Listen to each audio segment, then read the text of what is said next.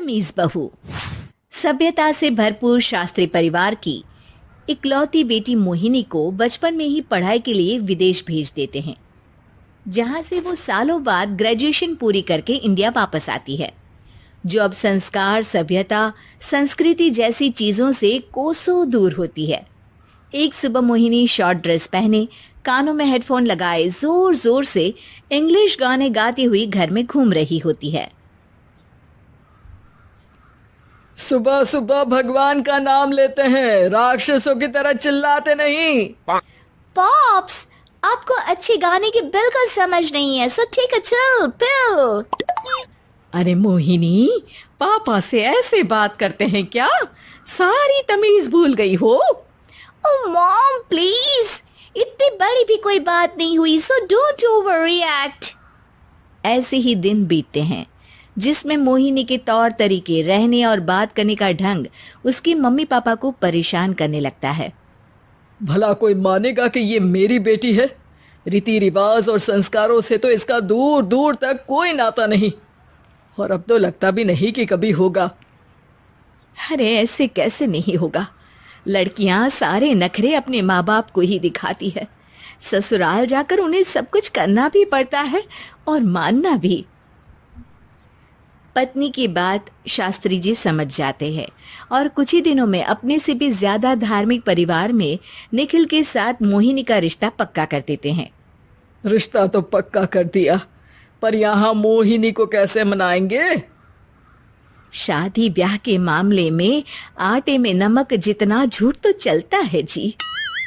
इसी तरह एक के बाद एक तिकड़म लगाते हुए दोनों मिलकर मोहिनी को शादी के लिए तैयार कर लेते हैं और मोहिनी निखिल की शादी हो जाती है, जिसके अगले दिन से ही मोहिनी दोबारा अपने पूरे अवतार में शॉर्ट ड्रेस पहनकर घर में घूमने लगती है। बहू को ऐसे देख सास की आंखें फटी की फटी रह जाती हैं। अरे ये क्या बेशर्मी है, हमारे घर की लड़कियां जींस तक नहीं पहनती और तुम बहू होकर इतने छोटे कपड़े पहनकर पूरे घर में घूम रही हो। सीरियसली मॉम, प्लीज आप अपनी इस 80 के दशक वाली सोच में मुझे इंक्लूड मत करो। हाय तौबा, एक तो बेशर्मी दिखाती है, ऊपर से सास के साथ जुबान भी लड़ाती है। अरे जल्दी कपड़े बदल कर आ, घर की पहली आरती तुम्हें ही करनी है। इतनी देर में निखिल भी वहां आ जाता है। माँ, पापा आने वाले हैं, पूजा का सारा सामान तैयार है ना? ये पूजा हमेशा मेरे बॉयफ्रेंड्स के पीछे पड़ी रहती थी और अब हस्बैंड के पीछे भी आ गई। मोहिनी की बातें सुन सास तो अपना सिर पकड़ लेती है, लेकिन निखिल किसी न किसी तरह उसे पूजा के लिए कन्विंस करके कपड़े चेंज करने के लिए भेज देता है, जिस पर पूजा खत्म होने के बाद वो एक बार फिर अपनी शॉर्ट ड्रेस में आ जाती है। बहू, ये क्या तरीका है? संस्कार नाम की कोई चीज है या नहीं? नहीं ससुर जी, संस्कार मेरा दूसरा बॉयफ्रेंड था, अब तो मेरा उससे कोई कांटेक्ट नहीं है। मोहिनी का जवाब सुन के ससुर तो भगवान नाम जपते वहां से चले जाते हैं, लेकिन सास बहू के बीच कहासुनी फिर शुरू हो जाती है, जिसे इग्नोर करते हुए मोहिनी घर से बाहर चली जाती है और देर रात घर वापस आती है। मोहिनी, मैं जानता हूँ कि तुम विदेश में रही हो और तुम्हें वहीं की आदत है, पर यहाँ चीजें कुछ अलग है। अगर तुम उस हिसाब से कुछ एडजस्ट कर लो तो सबके लिए सही हो जाएगा। I am not in a lecture mood. Good night.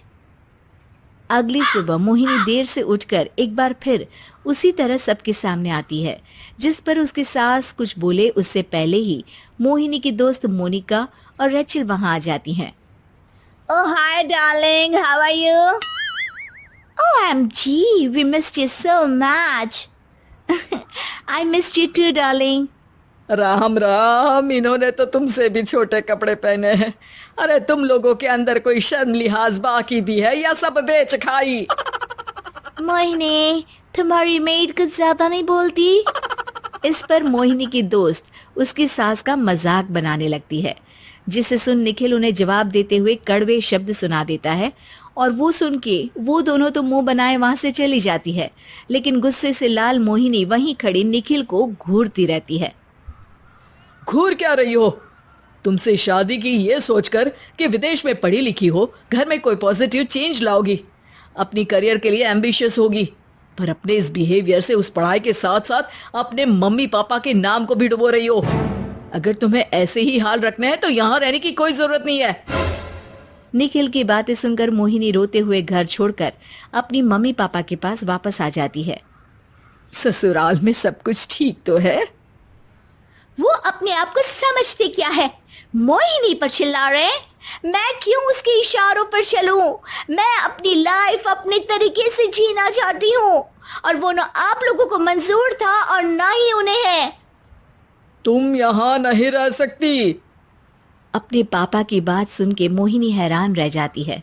हाँ, तुमने बिल्कुल सही सुना। अगर तुम्हें अपने इस घमंड, बेशर्मी और बदतमीजी में ही जीना है तो तुम यहाँ भी नहीं रह सकती। बेटी, मैं मानता हूँ हमारे यहाँ रीति रिवाज बहुत मायने रखते हैं और हमने उन्हीं के ओवरडोज से बचाने के लिए तुम्हें विदेश भेजा था। एक लड़की जो शादी करके घर और बच्चे संभालती है, उससे तुम अपने आप को ज्यादा समझ सको इसके लिए भेजा था। तुम उससे ज्यादा समझो और बनो, पर तुम तो किसी दूसरी ही ट्रेन में चढ़ गई बेटा। उसके मम्मी पापा बहुत देर तक मोहिनी को सारी बातें समझाते हैं, जिन्हें सुनकर मोहिनी को अपनी गलती का एहसास होता है। वो जॉब ज्वाइन कर लेती है और ससुराल वापस आकर उन्हें मॉडर्न बनाती है और खुद भी कुछ रिवाज सीखते हुए खुशी से रहने लगती है।